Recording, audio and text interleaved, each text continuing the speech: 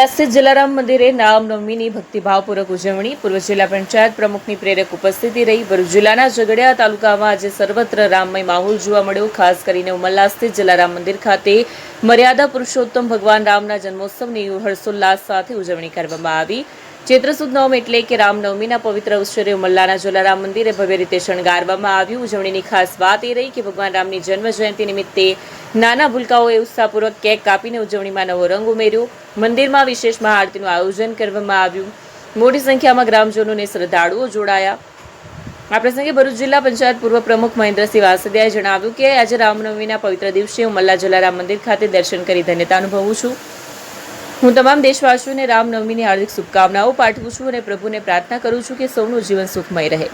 ભજન કીર્તન અને જય શ્રી રામના નારા સાથે સમગ્ર ઉમરલા પંથક ગુંજી ઉઠ્યું. ભક્તોએ પ્રસાદનો લાભ લઈ ધન્યતા અનુભવી હતી.